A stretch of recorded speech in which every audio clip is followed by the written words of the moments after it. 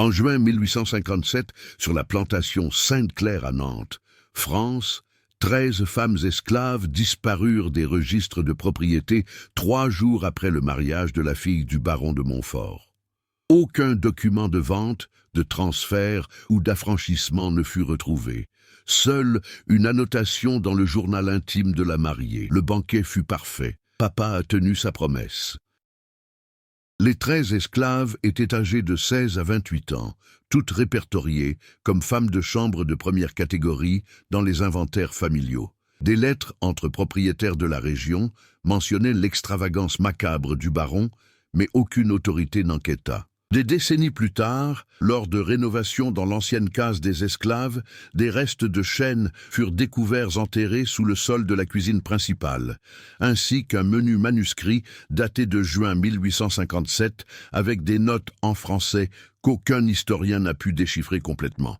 Si vous êtes arrivé jusqu'ici, laissez dans les commentaires de quel endroit vous regardez et quelle heure il est chez vous. Et si vous n'êtes pas encore abonné, abonnez-vous à la chaîne. Cette histoire doit être racontée. La famille Beaumont de Montfort était synonyme de prestige dans la région nantaise.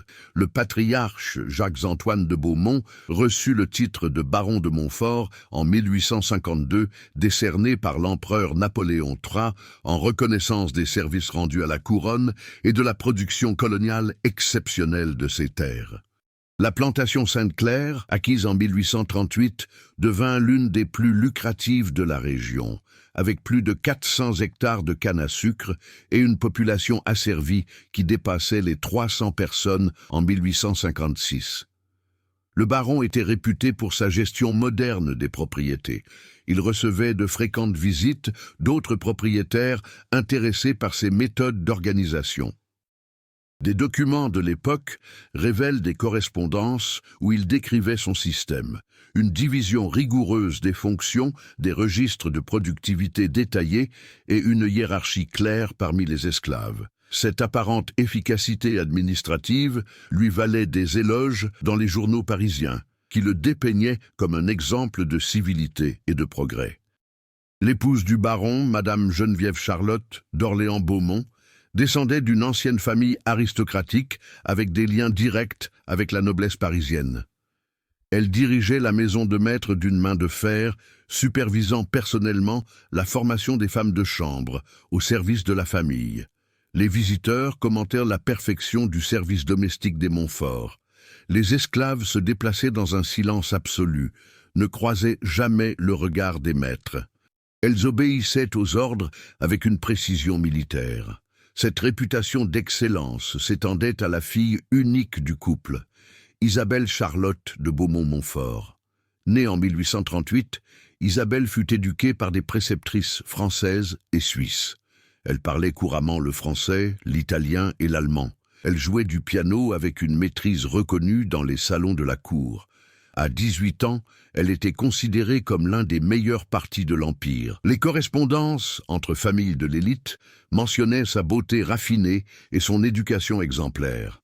Le prétendant choisi pour Isabelle fut Philippe-Auguste Dubois de Valois, fils aîné du comte d'Orléans. La famille Dubois de Valois possédait de vastes propriétés dans le sud de la France et maintenait des affaires lucratives dans le trafic interne d'esclaves après l'interdiction du commerce transatlantique en 1850. Philippe, diplômé en droit de la Sorbonne, avait 26 ans lorsque l'accord matrimonial fut conclu entre les familles. Les fiançailles furent annoncées en décembre 1856 avec de grandes festivités sur la plantation Sainte-Claire. Les journaux de la cour publièrent des notes sur l'événement, soulignant l'union entre deux des familles les plus influentes du secteur sucrier. La dot convenue comprenait 50 000 francs en or, des bijoux de la famille d'Orléans évalués à 20 000 francs, une propriété urbaine dans le centre de Paris et du personnel domestique qualifié pour l'établissement de la nouvelle résidence du couple. Dans les mois qui suivirent les fiançailles, une agitation inhabituelle attira l'attention sur la plantation Sainte-Claire. Des documents de marchands locaux enregistrent des achats extraordinaires, tissus fins importés, vaisselle française, cristaux de Bohême, vin et mets européens en quantité suffisante pour nourrir des dizaines de personnes pendant des semaines. Le baron engagea un chef français, M. Laurent Beaumont, arrivé spécifiquement pour coordonner les préparatifs du mariage. Les 13 esclaves mentionnés dans les registres étaient connus comme le corps d'élite de la maison de maître. Leurs noms apparaissent dans les inventaires précédents. Amara, Zuri, Ayana, Nia, Kaya, Safia, Imani, Zahara, Adana, Makena, Farah, Eshe et Naledi. Toutes étaient classées comme femmes de chambre de première catégorie, une désignation qui indiquait une formation spéciale pour les services domestiques sophistiqués. Elles servaient exclusivement la famille seigneuriale, ne travaillaient pas dans les champs et portaient des vêtements différents des autres esclaves. Des correspondances entre Madame Geneviève et d'autres dames de la région mentionnaient la formation spéciale de ces femmes. Une lettre datée de mars 1857 décrit « Mes filles sont préparées pour le grand jour. Elles seront le joyau le plus précieux de la dot d'Isabelle. Aucune maison de l'Empire n'aura de servante comparable. » Une autre correspondance envoyée à sa belle-sœur à Paris détaille « Jacques a investi une fortune dans leur perfectionnement. » Elles parlent un français de base, connaissent l'étiquette européenne, ont été instruites dans des services qui surprendront même la cour. Des témoignages indirects suggèrent que ces 13 femmes furent séparées des autres esclaves des mois avant le mariage. Elles commencèrent à résider dans une annexe de la maison de maître, isolée du reste de la case des esclaves. Des récits d'anciens esclaves recueillis des décennies plus tard mentionnent que plus personne ne les voyait dans les lieux communs de la plantation. Un témoin, affranchi en 1888 et interviewé en 1920, se souvenait « Les jeunes femmes du corps d'élite ont disparu de la vue. On disait qu'elles étaient préparées pour quelque chose de grand, mais personne ne savait quoi. Le mariage était prévu pour le 20 juin 1857. Les préparatifs comprenaient la construction de structures temporaires sur la plantation pour accueillir plus de 200 invités venus de Paris, Lyon et Marseille. La cérémonie religieuse devait être célébrée dans la chapelle de la plantation, suivie d'un banquet qui durerait 3 jours. Le baron de Montfort engagea des musiciens de la cour, des décorateurs spécialisés et une équipe de plus de 50 personnes, rien que pour coordonner la logistique de l'événement. Dans les jours précédant le mariage, des marchands locaux signalèrent des livraisons mystérieuses à la plantation. Des caisses scellées arrivant directement du port de Nantes, accompagnées de gardes armés.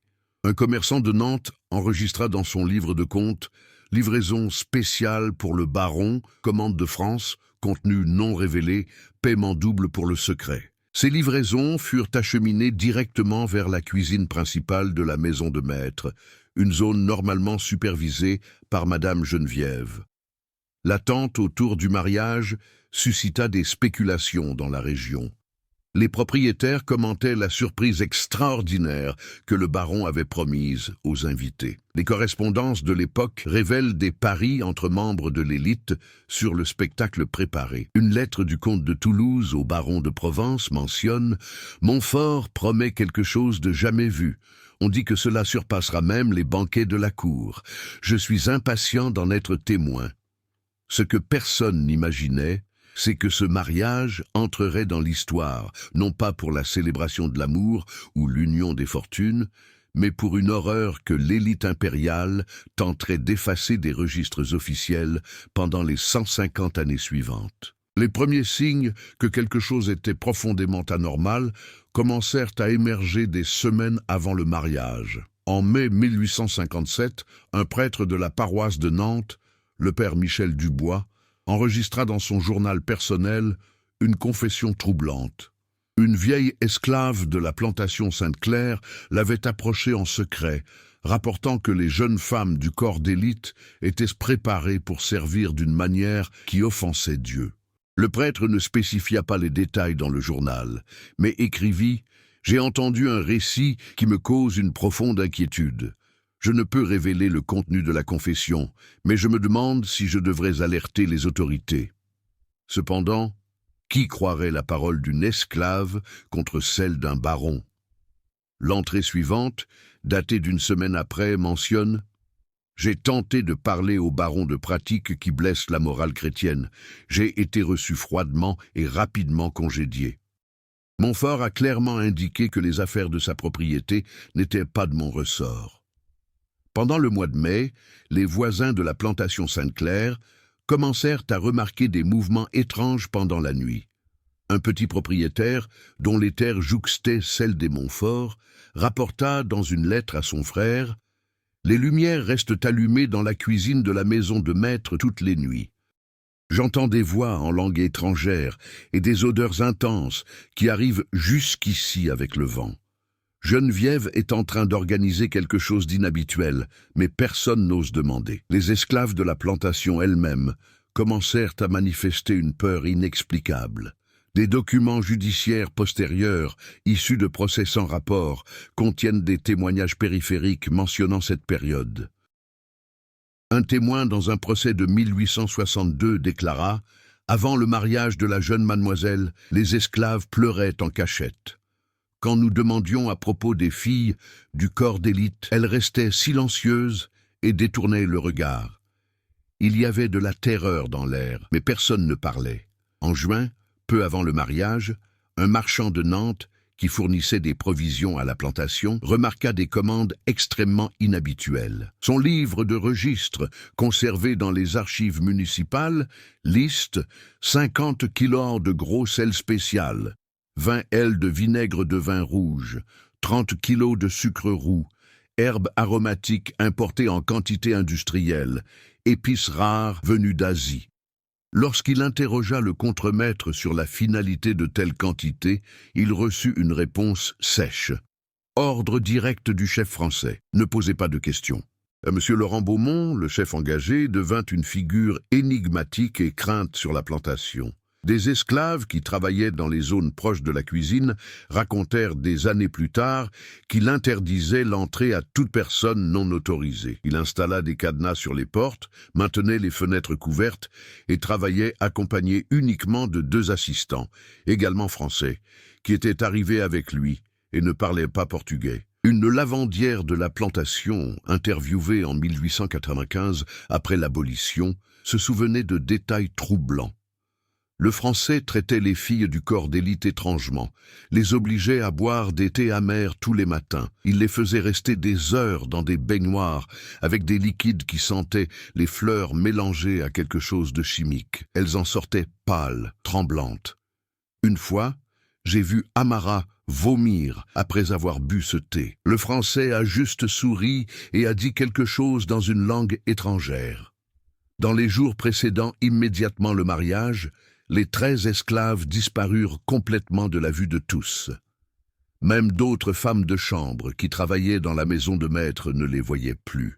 Une cuisinière qui travaillait dans une autre aile de la propriété déclara dans un témoignage de 1902 « 3 jours avant le mariage, elles ont été emmenées dans la cuisine du Français et n'en sont plus sorties. Nous entendions des sons étranges qui venaient de là, des pleurs étouffés, des murmures en français, des bruits de métal qui frappaient. Personne n'osait s'approcher. Un médecin appelé à la plantation pour soigner un contremaître accidenté, le docteur Henri Lefebvre, enregistra dans son carnet de notes le 18 juin 1857 « Je suis allé à la plantation Sainte-Claire pour une urgence. J'ai remarqué une agitation inhabituelle. La zone de la cuisine principale était isolée par des gardes.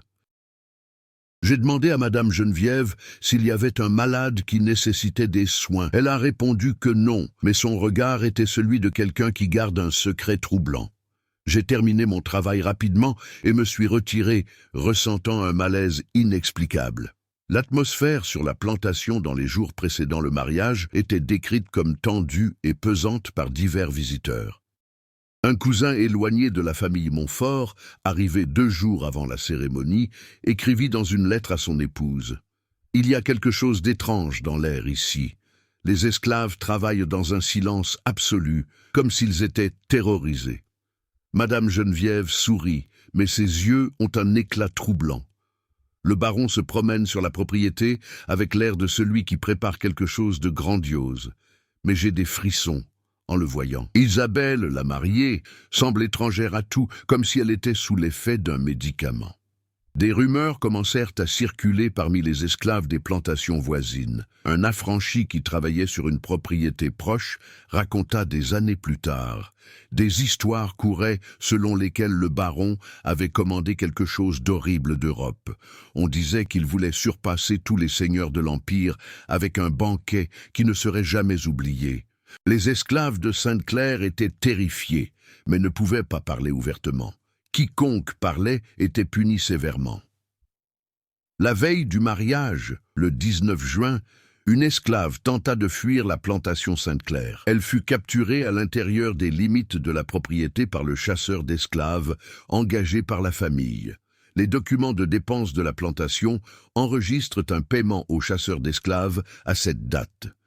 L'esclave fut ramené et, selon des récits postérieurs, enfermé dans la case des esclaves. Il n'y a pas de trace de son destin après cet incident, mais des témoins affirmèrent qu'elle criait « Elles vont mourir, elles vont servir ainsi. Mon Dieu, ayez pitié !» Les cris furent ignorés par tous sur la propriété. Le contremaître renforça la surveillance nocturne, veillant à ce qu'aucun esclave ne s'approche de la maison de maître. Des gardes armés, engagés spécialement pour l'événement, patrouillaient la zone. L'un d'eux, interviewé des décennies plus tard, déclara « J'ai été embauché pour garantir que personne n'approche de la cuisine principale. J'ai reçu des ordres directs du baron d'utiliser la force si nécessaire. Je n'ai pas posé de questions, j'avais besoin de l'argent. » Au matin du 20 juin, jour du mariage, les invités commencèrent à arriver.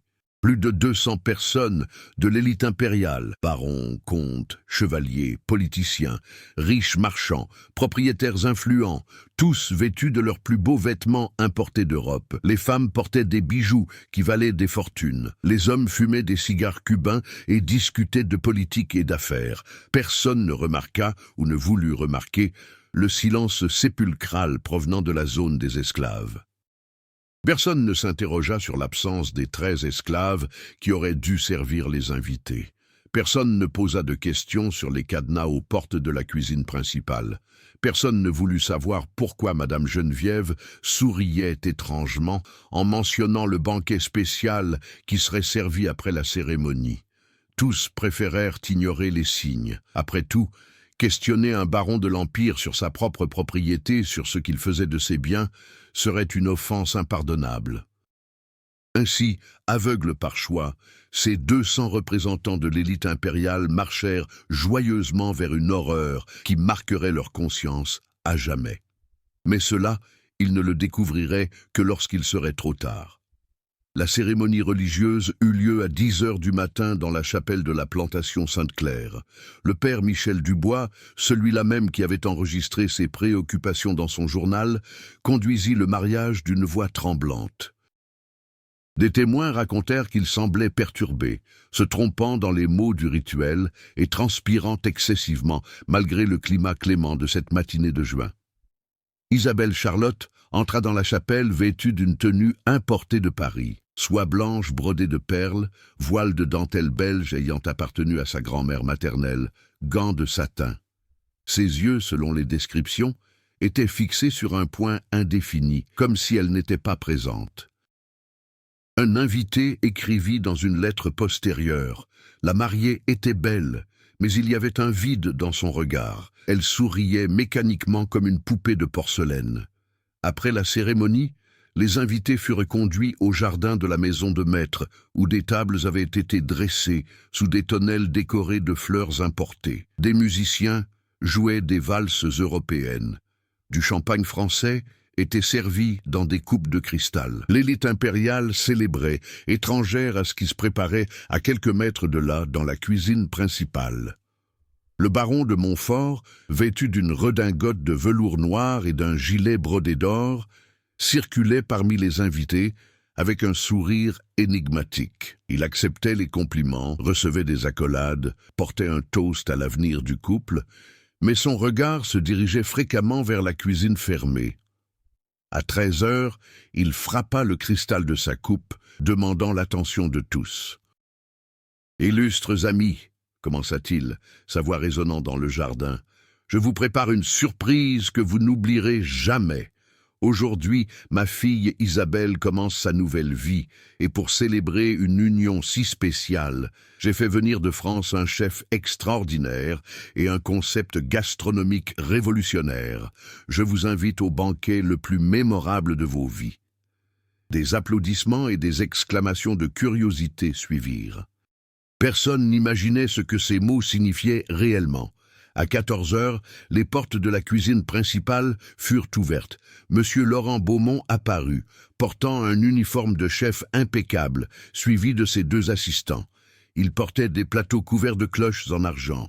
L'arôme qui envahit le jardin était troublant, doux et salé simultanément, floral mélangé à quelque chose d'indéfinissable qui causait la nausée chez certains invités. Les plateaux furent disposés sur une table centrale, décorée d'orchidées blanches. Le baron se positionna à côté, attendant que tous les invités s'approchent. Madame Geneviève était à ses côtés, vêtue d'une robe de soie bleu marine, éventail à la main, sourire figé. Isabelle et Philippe occupèrent des positions d'honneur, assis sur des chaises ornées qui rappelaient des trônes. « Mes amis », annonça le baron, gesticulant théâtralement. Je vous présente un joyau gastronomique, un concept que Laurent a développé spécialement pour ce jour. En France, ils appellent cela le festin complet. Ici, nous traduirons par le banquet complet. Chaque plat que vous goûterez aujourd'hui a été préparé avec un dévouement absolu, en utilisant des techniques qui ont nécessité des mois de préparation. Laurent fit un signe et les cloches furent levées. Le premier plat présenté contenait quelque chose qui ressemblait à une terrine, une pâte rosée, de texture lisse, décorée d'herbes et de gelées translucides. Des cartes manuscrites en français identifiaient chaque mets. Le baron lut à voix haute, traduisant « Terrine de jeunesse, terrine de la jeunesse ». Certains invités commencèrent à se servir. Les premières réactions furent à la surprise. Texture extraordinaire, saveur incomparable. Je n'ai jamais rien goûté de tel. Le baron observait chaque réaction avec une satisfaction croissante. Madame Geneviève notait les commentaires dans un petit carnet. Les plats suivants furent présentés en séquence. Pâté de la perfection, bouche d'or, rillettes rares, aspic de madame, chacun accompagné de descriptions fleuries sur des ingrédients rarissimes et des techniques secrètes. Les invités mangeaient, buvaient du vin rouge corsé que le baron servait personnellement et louaient l'originalité. Ce fut le comte de Toulouse qui manifesta le premier son malaise. Après avoir goûté le 4e plat, il pâlit visiblement, se leva de table, chancela et vomit dans les buissons proches. « Excusez-moi », murmura-t-il, « je me sens malade. » D'autres invités commencèrent à signaler des malaises, vertiges, nausées, sueurs froides, mais la majorité continua de manger, ne voulant pas offenser l'hôte. Isabelle, la mariée, ne toucha à aucun plat. Elle restait assise, le regard vague, les mains sur les genoux. Lorsque Madame Geneviève s'approcha, lui offrant une portion, Isabelle recula et murmura quelque chose d'inaudible. La mère sourit froidement et s'éloigna.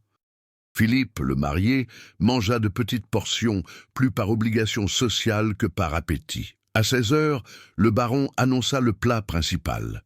Monsieur Laurent Beaumont et ses assistants apportèrent un immense plat de service recouvert d'une cloche en verre transparent. À l'intérieur se trouvait une préparation élaborée, une viande en couches enveloppée dans une pâte feuilletée dorée, décorée de fleurs comestibles et baignée dans une sauce sombre qui brillait à la lumière du soleil. « Je vous présente, » dit le baron avec une fierté exagérée, « notre pièce de résistance, le chef-d'œuvre de la maison. Cette création a nécessité des mois de préparation. Les ingrédients ont été sélectionnés avec soin. Chaque élément a été traité avec des techniques qui remontent à la haute gastronomie française du XVIIe siècle. Goûtez et dites-moi, avez-vous déjà expérimenté quelque chose de comparable ? Le plat fut coupé cérémonieusement par le chef. Des portions furent servies aux invités principaux. L'arôme s'intensifia, doux, boisé, légèrement sucré, avec une nuance métallique que certains trouvèrent désagréable. La texture fut décrite comme moelleuse, presque gélatineuse, mais ferme à la coupe. La coloration variait entre un rosé pâle et un rouge plus intense. Ce fut à ce moment que la vérité commença à émerger de manière irréversible. Le médecin présent, le docteur Henri Lefebvre, observait la viande servie avec une attention croissante. Il s'approcha du plat, examina les restes d'os exposés par la coupe, remarqua des détails anatomiques spécifiques. Son visage se transforma en un masque d'horreur. « Baron, dit-il la voix rauque, quelle est exactement cette viande ?» La question résonna dans le silence soudain. Toutes les conversations cessèrent. Le baron sourit, ce sourire que tous percevaient maintenant comme démoniaque. « Voyons, docteur, » répondit-il tranquillement. « Je l'ai déjà expliqué. Des ingrédients spécialement sélectionnés, préparés des mois à l'avance, les meilleures pièces de ma propriété. » Le médecin recula, renversant sa chaise. « Ceci n'est pas du porc, ce n'est pas de l'agneau. Les os, la structure, la musculature... » Il ne put terminer la phrase, vomissant violemment. D'autres commencèrent à comprendre. Une dame s'évanouit. Des cris commencèrent à fuser. « Qu'est-ce qu'ils nous ont fait manger? Quelle horreur est-ce, mon Dieu ?» Laurent resta impassible, les bras croisés, observant le chaos. Madame Geneviève ne manifesta ni surprise ni honte. Elle maintint un sourire froid, ses yeux parcourant les invités paniqués. Le baron ouvrit les bras théâtralement. « Mes chers, calmez-vous, je vous ai offert une expérience gastronomique unique. » En France, des pratiques similaires étaient appréciées par la royauté au cours des siècles passés. Certains ingrédients, lorsqu'ils sont préparés adéquatement, offrent des saveurs et des textures incomparables. Un invité, chevalier de la cour, pointa un doigt tremblant vers le baron. « Êtes-vous en train de nous dire que nous avons mangé de la chair humaine ?» Le mot resta suspendu dans l'air comme une sentence de mort. Le baron ne confirma ni ne nia directement. « Je vous ai offert les 13 pièces les plus précieuses de ma dot. Elles ont servi ma fille de manière définitive et complète. » L'horreur qui s'ensuivit fut indescriptible. Des invités coururent dans toutes les directions. Certains vomissaient de manière incontrôlable, des femmes s'évanouissaient, des hommes hurlaient, exigeant des explications. D'autres restaient paralysés, incapables de traiter ce qu'ils venaient d'entendre. Le jardin élégant se transforma en une scène de cauchemar. Isabelle, la mariée, réagit finalement. Elle se leva de sa chaise, marcha jusqu'à son père et le gifla avec force. « Monstre !» cria-t-elle, sa voix chargée d'années de terreur refoulée. « Tu m'as rendu complice d'une abomination. Tu m'as forcé à assister à la préparation de ces femmes. Tu as transformé mon mariage en un rituel satanique. » Elle s'effondra en larmes convulsives. Les paroles d'Isabelle confirmèrent l'impensable. Elle savait. Elle avait été témoin de la préparation. Le baron avait planifié cela pendant des mois et avait impliqué sa propre fille. Philippe, le marié, devint blanc comme la nappe. Il s'approcha de son épouse fraîchement mariée et murmura « Tu savais et tu n'as pas empêché ?» Isabelle ne répondit pas. Elle pleurait seulement, son corps secoué par des sanglots qui semblaient déchirer son âme. Le père Michel Dubois tomba à genoux, priant en latin, des larmes coulant sur son visage. Le docteur. Henri Lefebvre exigea que le baron soit immédiatement arrêté, mais qui l'arrêterait? Il était un baron de l'Empire, un ami personnel de ministre, un financeur de campagne politique. Sa propriété était un territoire où sa parole était loi absolue.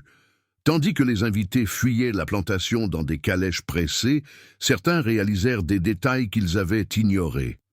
Les noms français des plats correspondaient aux 13 esclaves. Jeunesse était Amara, la plus jeune. Perfection était Ayana, connue pour sa beauté. Madame était Zuri, la plus expérimentée. Chaque plat était une femme. Chaque portion servie était une partie d'une vie détruite. Des documents trouvés postérieurement dans la cuisine confirmèrent l'horreur. Monsieur Laurent Beaumont tenait un cahier détaillé du processus.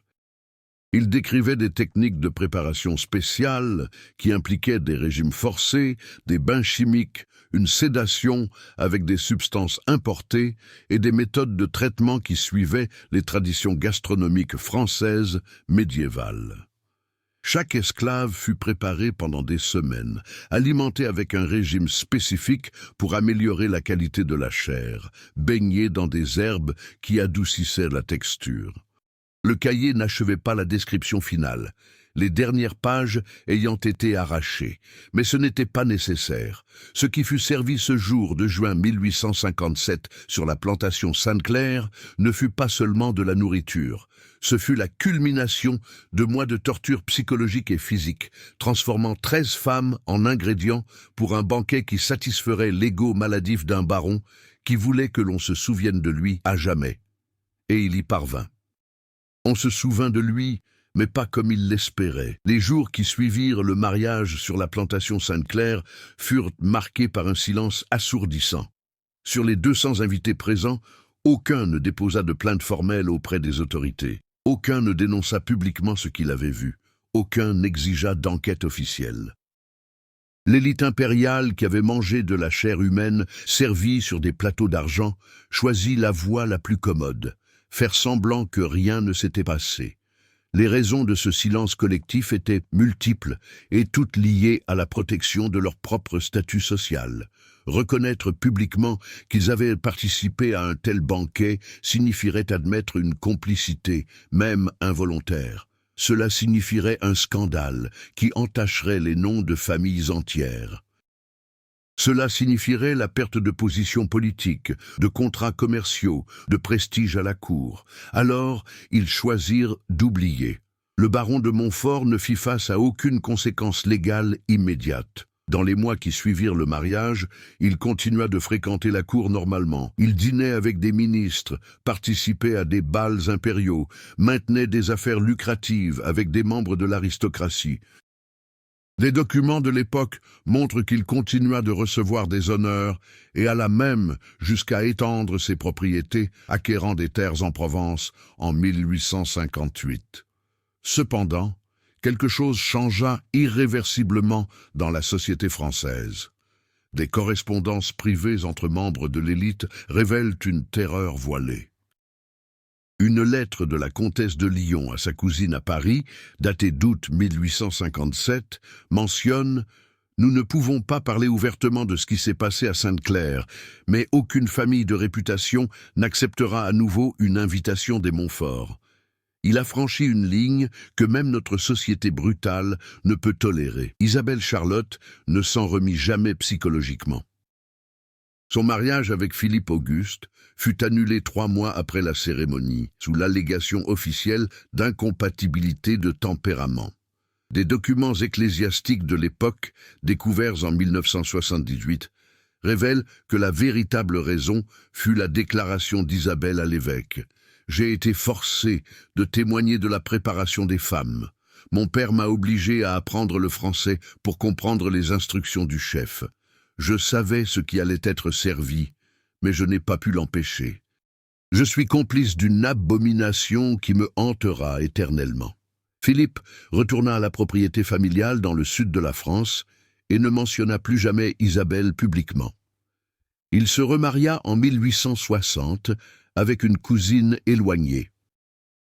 Il mourut en 1882 de tuberculose, mais dans ses derniers jours, selon les récits d'infirmières, il délirait en criant « Les femmes, elles me hantent, je peux encore sentir le goût ». Son testament incluait un don significatif à des institutions catholiques avec une demande de messe perpétuelle pour les âmes qu'il avait aidé à détruire. Isabelle fut internée dans un couvent à Versailles, sous les soins de religieuses françaises spécialisées dans les cas de nerfs. Elle resta recluse jusqu'à sa mort en 1889, à 51 ans. Elle ne quitta plus jamais le couvent, elle ne recevait pas de visites, elle passait des journées entières à genoux en prière, demandant pardon. Une religieuse qui s'occupa d'elle dans ses dernières années déclara en 1920 « Madame Isabelle disait qu'elle voyait les 13 femmes toutes les nuits. Elle disait qu'elle ne l'accusait pas, elle la regardait seulement avec une tristesse infinie. Cela la tourmentait plus que toute accusation. » Madame Geneviève Charlotte mourut en 1863, officiellement d'une fièvre, mais des correspondances familiales suggèrent un empoisonnement. Elle commença à présenter des symptômes après un dîner avec la famille d'un propriétaire voisin. Certaines théories non confirmées suggèrent que des proches de l'une des 13 esclaves travaillaient sur cette propriété et auraient empoisonné la nourriture servie à la matriarche des Montfort. Aucune enquête ne fut ouverte. Elle fut enterrée avec les honneurs au cimetière de l'Ordre Thiers de Nantes. Le baron Jacques-Antoine de Beaumont survécut jusqu'en 1871. Ses dernières années furent marquées par un isolement croissant. Ses anciens alliés s'éloignèrent, les affaires commencèrent à péricliter. Les propriétaires refusaient de conclure des accords commerciaux avec lui. En 1868, il vendit la plantation Sainte-Claire pour une valeur bien inférieure au prix du marché à une famille parisienne qui ignorait l'histoire complète. Les nouveaux propriétaires découvrirent des détails troublants lors de rénovations. En 1869, en démolissant une partie de l'ancienne cuisine principale, ils trouvèrent une chambre souterraine qui ne figurait pas sur les plans originaux. À l'intérieur, des chaînes fixées au mur, des restes de vêtements féminins, des ossements humains mélangés à des cendres et des instruments qui ressemblaient à des outils chirurgicaux médiévaux. Il y avait aussi des fragments d'un cahier en français, partiellement brûlé, avec des dessins anatomiques et des notes sur des techniques de préparation. Les nouveaux propriétaires, horrifiés, appelèrent les autorités locales. Mais le délégué de Nantes, sous la pression de membres influents de l'élite régionale, classifia les découvertes comme de vieux restes sans importance d'enquête. Les os furent enterrés dans une fosse anonyme à l'arrière de la propriété. Les instruments furent détruits. L'affaire fut officiellement classée comme une découverte archéologique non pertinente. Monsieur Laurent Beaumont disparut de France en juillet 1857, moins d'un mois après le mariage. Les registres portuaires de Nantes montrent qu'il embarqua sur un navire à destination de Marseille, accompagné de ses 2 assistants. Il emportait des malles volumineuses déclarées comme effets personnels et équipements culinaires. Il ne fut plus jamais revu à Nantes. Des recherches menées dans les archives françaises au XXe siècle n'ont trouvé aucun chef portant ce nom dans les registres officiels de l'époque. L'identité réelle de Laurent Beaumont reste un mystère. Certains historiens spéculent qu'il s'agissait d'un criminel en fuite engagé spécifiquement pour accomplir l'horreur sous un faux nom. D'autres suggèrent qu'il appartenait à une société secrète européenne qui pratiquait des rituels gastronomiques interdits depuis le Moyen Âge. Les descendants des 13 esclaves n'ont jamais reçu de reconnaissance officielle. Beaucoup ignoraient même le destin réel de leurs ancêtres. La version officielle répétée pendant des décennies était que les femmes avaient été transférées dans une autre propriété ou vendues à un propriétaire de l'intérieur. Ce n'est qu'au XXe siècle, lorsque des chercheurs commencèrent à enquêter, que des fragments de la vérité émergèrent. En 1920, un historien nommé Pierre-Augustin Mercier commença une recherche sur les pratiques esclavagistes dans la région de Nantes. Il interrogea d'anciens esclaves, collecta des correspondances, examina des documents notariés. Ce fut lui qui fit le lien entre la disparition des 13 femmes, le mariage, les rumeurs de banquets macabres et la ruine sociale de la famille Montfort. Mercier tenta de publier ses découvertes en 1922. Aucune maison d'édition n'accepta. Il reçut des menaces anonymes. Sa maison fut cambriolée et des documents furent volés. Il renonça à la publication, mais conserva des copies de ses recherches qui furent données à la Bibliothèque nationale après sa mort en 1943. Pendant des décennies, ces documents restèrent oubliés dans des archives cataloguées incorrectement comme « Chronique sociale de l'Empire ». Ce n'est qu'en 1978 qu'une chercheuse nommée Dr Marie-Claire Fontaine, travaillant sur une thèse de doctorat sur la violence contre les femmes esclaves, redécouvrit l'affaire. Elle traça les descendants des familles impliquées, examina les registres ecclésiastiques, croisa les correspondances privées avec les documents officiels. Sa thèse, présentée à la Sorbonne, provoqua un émoi académique. Mais même après la thèse de la Dreux Marie-Claire, l'affaire resta pratiquement inconnue du grand public. Des descendants des familles impliquées, toujours influents dans la politique et l'économie française, firent pression pour que l'histoire ne bénéficie pas d'une large diffusion. certains historiens furent découragés de rechercher le sujet. Des documents disparurent mystérieusement des archives publiques. En 2003, lors de travaux d'expansion urbaine à Nantes, des excavatrices trouvèrent un ossuaire collectif sur un terrain qui avait appartenu à l'ancienne plantation Sainte-Claire. L'analyse médico-légale identifia les restes d'au moins 15 individus, majoritairement des femmes jeunes, avec une datation compatible avec le milieu du XIXe siècle. Certains os présentaient des marques compatibles avec des coupes chirurgicales précises, suggérant un démembrement intentionnel et méthodique. La découverte aurait dû provoquer une enquête historique approfondie et une reconnaissance officielle des victimes. Mais les autorités municipales classèrent la découverte comme un cimetière d'esclaves communs de l'époque. Les os furent réenterrés sans cérémonie significative, sans plaque commémorative, sans effort pour identifier individuellement les victimes. De nouveau, le silence prévalut. Aujourd'hui, à l'endroit où se trouvait la plantation Sainte-Claire, se trouve un lotissement résidentiel de classe moyenne supérieure. Les résidents ignorent complètement l'histoire du terrain. Il n'y a pas de plaques historiques, pas de mémoriaux, pas de reconnaissance officielle de l'horreur qui s'y est déroulée. Les 13 femmes, Amara, Zuri, Ayana, Nia, Kaya, Safia, Imani, Zahara, Adana, Makena, Farah, Eshe et Naledi, demeurent sans tombe identifiée, sans pierres tombales avec leur nom, sans descendants qui puissent honorer leur mémoire. La famille Montfort perdit son titre nobiliaire après les changements politiques de 1889.